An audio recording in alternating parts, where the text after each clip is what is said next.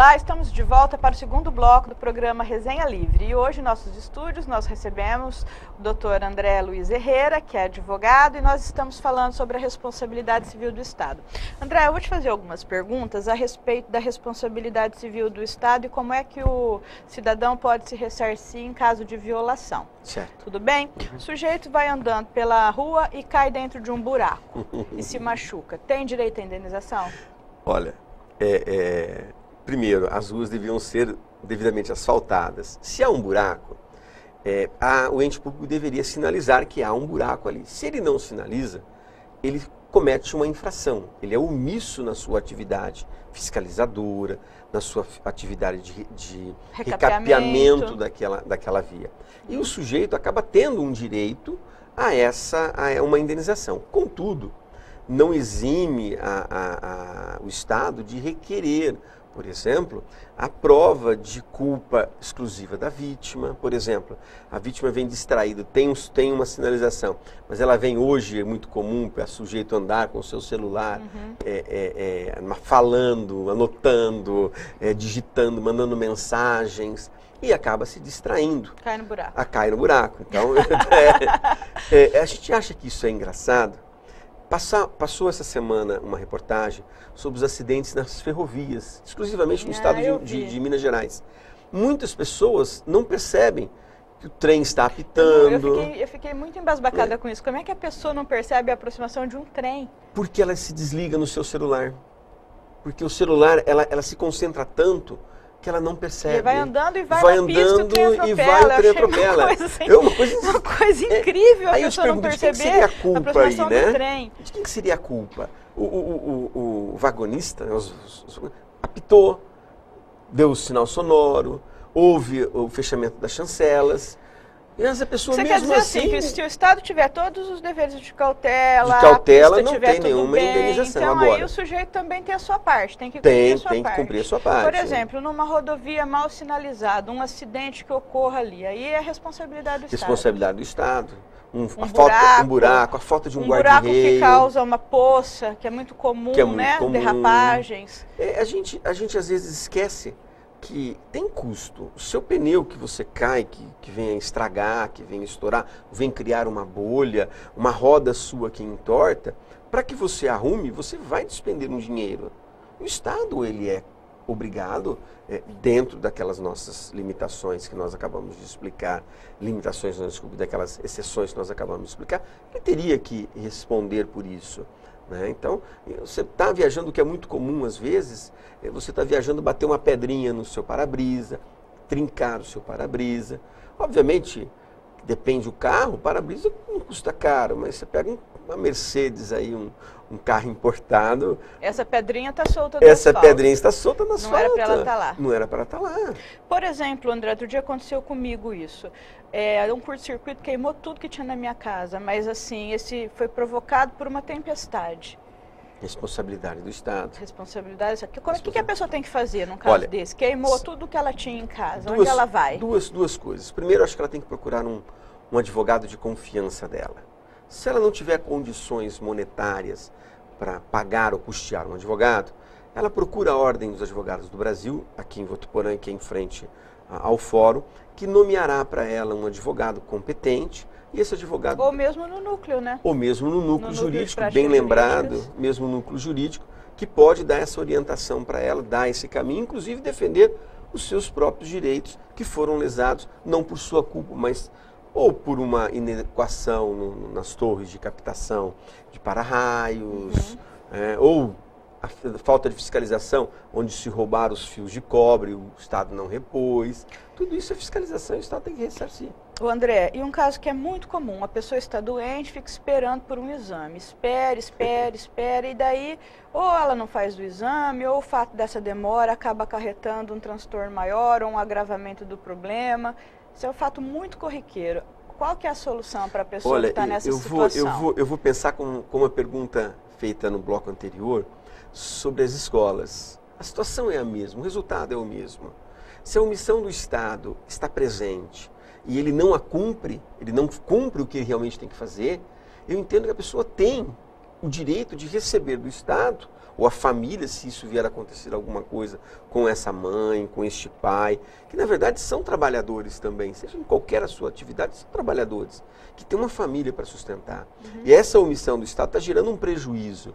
E o Estado não percebe, e isso é a minha grande indignação, de que isso não é um prejuízo só da pessoa, é um prejuízo dele, Estado, porque ele vai criar futuros cidadãos que não têm condições sequer de trabalhar, porque não entende a evolução. Você pega um celular hoje, ele tem tantas funções que a pessoa que não tiver um preparo de educacional, ela não vai saber mexer no celular. Então você imagina essas pessoas que estão saindo de escolas. Mas e a pessoa que está doente, quer fazer o exame? Onde é que ela vai, então, para procurar para procurar seus direitos, né? Como a população questiona muito. Onde que eu vou para ver meus direitos atendidos? O mais comum hoje são os remédios, né? Vou fazer um paralelo. O mais comum são os remédios. Eu preciso tomar um determinado medicamento. Então procura-se um advogado, se entra judicialmente. No núcleo entramos com ação desse tipo todo dia. O Estado te otorga a medicação. Mas o Estado também, nós às vezes esquecemos que não é só medicamento. São camas hospitalares. Cadeiras de roda. Operações complexas. Uma mais interessante que nós tivemos, não nosso aqui, mas a mais interessante que veiculou para nós, foi um menino que precisava fazer uma operação, e o Brasil não faz essa operação. É uma operação muito complexa, só nos Estados Unidos, e o Brasil foi condenado. 400 mil dólares, me parece que é o custo da operação, e o Brasil foi condenado. O Ministério Público entendeu, federal que entendeu que tem que realmente fazer e tem que custear. Se aqui não faz, que faça no outro lugar. Então, o que é importante a população saber é que se teu direito não está sendo atendido naquele momento necessário, isso vai te causar prejuízo, você tem maneiras de recorrer à justiça para que o Estado, então, faça realizar aquilo que você precisa. E essa informação é muito importante, porque existe toda uma rotina, né, de regras. Então, você vai fazer o exame, você vai entrar numa fila, mas aquela pessoa que se vê numa situação difícil, mais complicada, não é para ficar ali parado esperando as coisas acontecerem. Pode reivindicar o seu direito por meio do Poder Judiciário. Pode, com certeza. Isso que é importante esclarecer, né? Não só pode, como eu acho que deve, porque a partir dessas ações é que o próprio Estado terá a consciência de falar, opa, vou parar com isso, vamos fazer um serviço adequado para que eu possa atender. Eu pego, por exemplo, o exame de mama das mulheres. É um absurdo ele esperar ter o câncer. Hoje existe uma legislação específica para a doença, que você tem que ser tratado num prazo curtíssimo e iniciar o tratamento num prazo muito curto, me parece, são 30 dias, me parece que é isso, se eu não estiver enganado. Mesmo assim o Estado não cumpre. É um absurdo, quer dizer, acaba essa família perdendo o seu ente que poderia ter um recurso adequado e ter uma sobrevida muito melhor e muito maior do que aquela hora apresentada pela sua omissão do próprio Estado. André, outro caso, bala perdida. Sujeito que leva uma bala perdida, ele pode ser ressarcido do Estado? Pode procurar o Estado para procurar uma indenização? Às vezes a gente não percebe, né? Mas quando nós olhamos na televisão, a gente percebe assim, olha, houve um confronto entre a polícia e os marginais aqui do morro, não especificamente do Rio de Janeiro, não é este o caso. Então o pessoal, quem atirou foi a polícia. Por quê? Porque eles sabem que a polícia manda do Estado, pertence ao grupo de pessoas do Estado. Então o Estado tem que ressarcir essa pessoa. Então ele pode, obviamente, procurar novamente o fórum, procurar os advogados, procurar os núcleos jurídicos que existem espalhados nas faculdades todas, e se for aqui em Votuporanga, procurar o nosso núcleo jurídico, será atendido pelos nossos profissionais. Mas eu entendo que ele pode. Também tem as suas exceções, mas eu tenho que analisar cada caso em si. Hoje mesmo foi noticiado uma criança de 11 anos, vinha correndo, ia comprar uma bolinha de ping-pong com 80 centavos, passou correndo, os policiais acharam que era não sei o que eles acharam, até agora não se sabe, atiraram e mataram o menino de 11 anos. Olha, eu posso voltar a um questionamento anterior? Educação. Se eu tenho uma educação bem colocada no país, não uma criança sair correndo para comprar, porque é o ímpeto dela, né? Mas se eu tenho uma boa educação, eu teria melhores policiais, não os que não estão aí, não sejam bons, mas eu teria melhores profissionais na área de segurança. Eu teria profissionais como policiais melhores preparados. Talvez seja uma má formação. Uma má Outra formação coisa e vem também, reflexo da própria escola. Não só a má formação, mas o aparelhamento. O Porque aparelhamento é o triste, crime né? é muito organizado, muito mais do que a própria... Muito mais célebre muito do que mais própria, do que o próprio Estado. Muito mais. É por isso que o crime está triunfando, né? Porque ele é muito organizado. E o policial, ele se vê numa situação talvez de muita tensão, com armas em disparidade, porque a arma do policial é inferior à arma do criminoso. Um corre com uma Mercedes, outro corre com um Fusca. Isso, e aí tudo acaba contribuindo para que o policial seja estressado, se desespere, se confunda, né? Porque e tenha medo da sua própria vida, né? Que precisa ser preparado, porque o que ele enfrenta não é fácil. E ele tem medo da sua vida também, né? A gente vê muito assim, a crítica ao policial, mas muitas vezes ele está ali sem condição nenhuma, né? De preparo, ele não tem o aparelhamento. Cega, né? Não, matou a criança. De 11 anos. A criança saiu correndo, ganhou 80 centavos em casa, saiu correndo para comprar uma bola de ping-pong. E passou correndo, eu não sei o que estava acontecendo ainda. Foi agora, na hora do almoço, que foi noticiado. E essa criança saiu correndo lá, eu não sei o que aconteceu, atiraram e mataram a criança. Aí a gente pergunta, é culpa do policial? Ou será que é culpa do Estado? É um complexo de fatores que precisa ser trabalhado, né? Então, o Estado não pode ter essa omissão. De uma forma muito mais eficiente. Né? É muito triste. A gente fica abalado, né? Eu tenho um moleque de 11 anos, exatamente, eu fiquei imaginando a situação. Não, eu acho que para a família, a gente não dá nem para pensar, que eu acho que a tristeza é muito grande.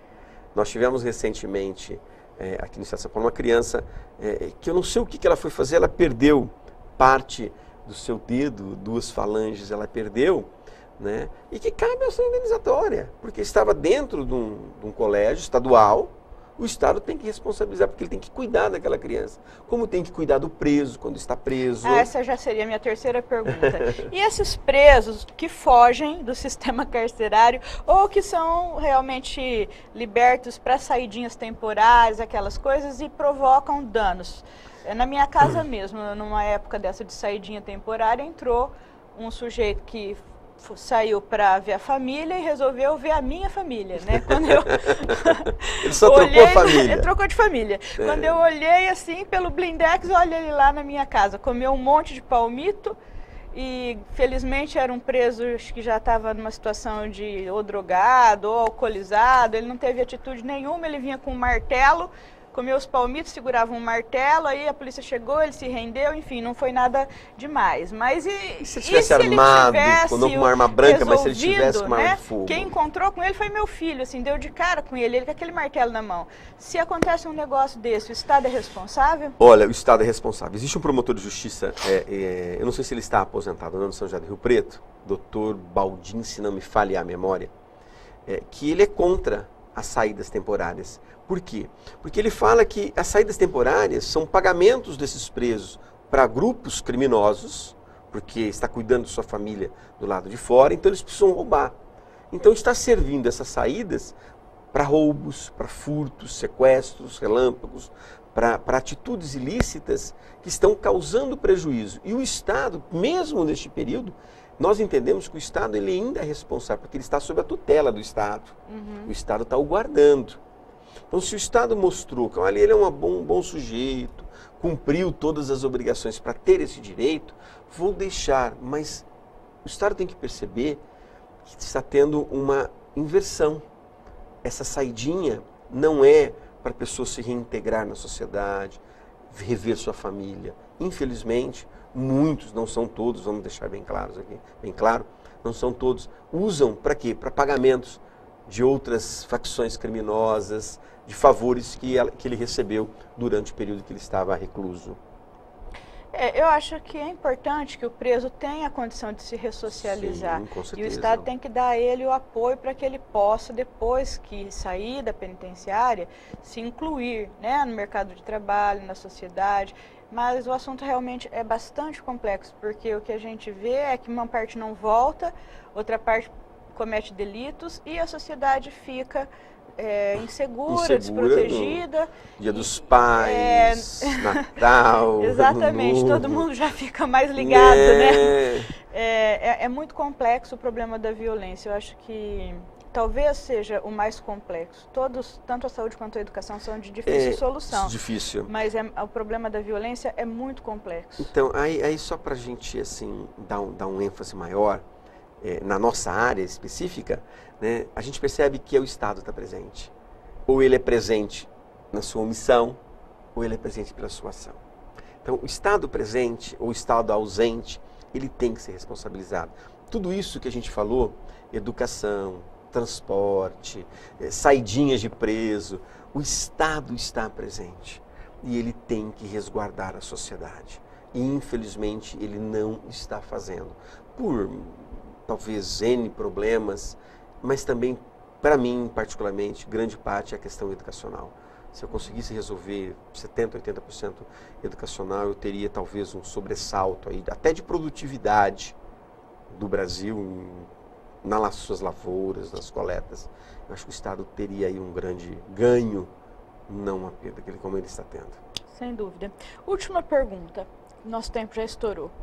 Com relação ao fornecimento de água, a pessoa não tem fornecimento de água porque não tem água. Outro dia eu cheguei no hotel, né, fui tomar banho, não tinha água. Fui reclamar, falei, escuta, eu precisava tomar um banho, né? Viajei, né? Então, mas não vai dar. Por quê? Porque não tem água. Essa é uma questão. Vamos fazer um boletim de ocorrência contra São Pedro, né? É a mais complexa de todas, né? Porque então, você vai reclamar agora como? Não tem água. Olha, duas coisinhas rápidas, né? A questão da água, né? O Estado tem culpa? Eu vou falar assim, meia culpa. Por quê? Não totalmente. Realmente há uma falta de chuva muito grande, mas eu tenho aí desmatamentos, eu tenho aí não preservação e não conservação das represas, eu não tenho um alargamento, eu não tenho das represas, eu não tenho uma manutenção de nossos abastecimentos. As canalizações são antigas. São Paulo chega a perder, acho que 24% de sua água tratada na sua distribuição. É um absurdo isso. Votuporanga é baixo, me parece que é 7% a 14% Votuporanga. É baixo, mas mesmo assim é um absurdo perder tanta água da sua coleta à sua torneira. Este caminho, ela se perde, porque há vazamentos. Então o Estado está omisso aí. O Estado não trocou o encanamento, existem encanamentos mais velhos, e precisa fazer uma manutenção constante. Então, eu acho que você pode aí obrigar o Estado a te falar, olha, eu tenho prejuízo aqui na minha casa. Quer dizer que mesmo esses elementos da natureza, o cidadão deve saber que ele pode buscar o ressarcimento, sendo comprovada a omissão ou a ação que provocou um ilícito. Obviamente que tem que se analisar possível. Caso como a gente vê também aquelas catástrofes por causa de chuva, né? Enxurrada, enchente, desmoronamento. Nossa, isso aí é responsabilidade do Estado também, não é, sua André? omissão. Por exemplo, nós tivemos há alguns anos atrás, se não me falha a memória, foi Petrópolis, né? Cidade que desceu. Mas por quê? Porque o Estado deixou construir onde não podia, ele foi omisso. O Estado deixou que as pessoas Mas de novo a gente volta na questão da educação. Volta. Por quê? Porque a pessoa sabe que ela não pode. Ela sabe que ela não pode, mas ela fala, não posso por quê? Tá tão bom aqui, vou fazer aqui. Então, não tem o entendimento. Não tem o entendimento da que ali razão vai cair. Por que aquilo existe, né? Então acabou destruindo famílias e famílias. Porque o Estado também não fiscaliza, ele põe a regra e depois ele não tem como fiscalizar, porque ele não se organizou para fiscalizar.